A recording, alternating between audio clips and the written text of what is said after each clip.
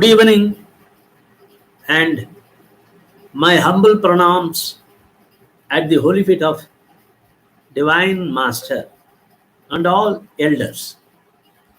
Today, I would like to read a message from REV.BABUJI Maharaj. REV.BABUJI Maharaj said, "My lot is perhaps very miserable, for it is alone who am held responsible for all the vagaries of an abhyasi. There are some among our associates who do not care to exert themselves in any way, but expect me to do everything for them by the exercise of my inner powers.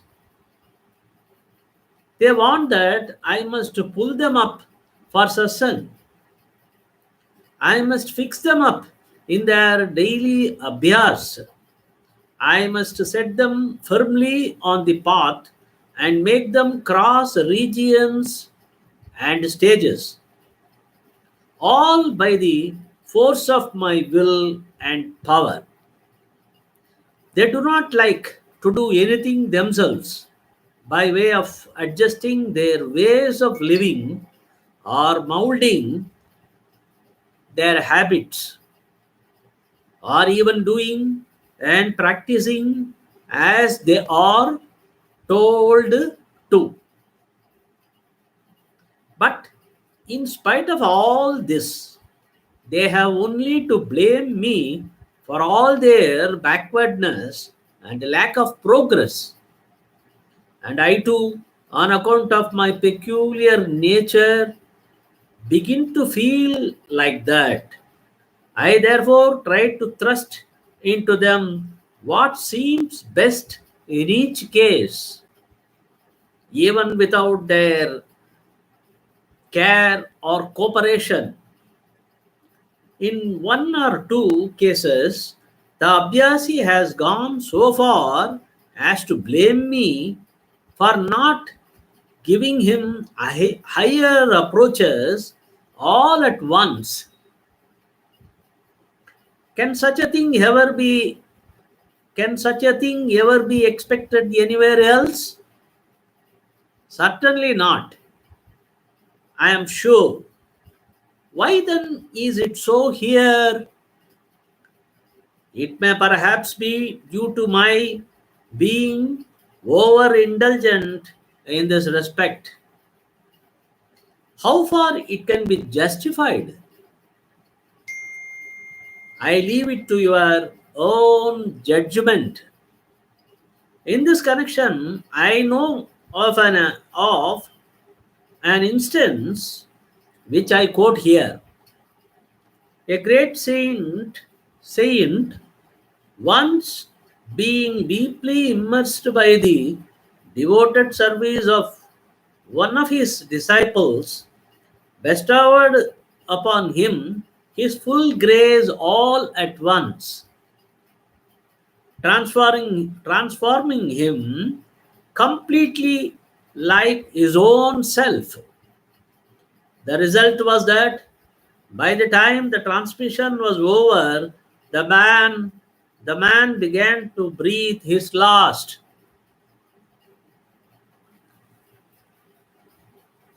Okay? Now suppose by the master's grace, I have that power and I may even exercise it with all the necessary precautions to safeguard the Abhyasi's life. It will then be a matter of a second, no doubt. But of what avail shall it be to him as the state thus thrust him will not be cognizable to him, since he has till then been accustomed to the conditions of the lower plane only. Consequently, he may not be able to take it into account at all. Ordinarily, to a common man, the highest pursuit is the attainment of peace, while the aforesaid condition is far beyond. The result will be that he takes a considerable time to have it fully manifested. It also possible that not having the patience to wait so long, he may break off during the time thinking that he has been deceived. However, if the condition is instantly brought into full swing, there is then the danger of his nerves being shattered, and that may, in other words, amount to deliberate murder for the sake of sending one to heaven. That's all. So I hope you understood.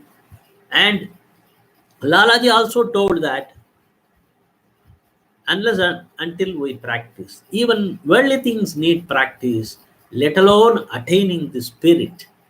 As you sow, so you reap. Know this as secret. So, therefore, we have to practice. We have to develop discipline in our sadhana and moderation in our attitudes. Only then any abhyasi or any aspirant in our mission can reach his or her goal in this very life by the grace of the Divine Master. That's all. I take leave from you. Have a divine day. Om Shanti.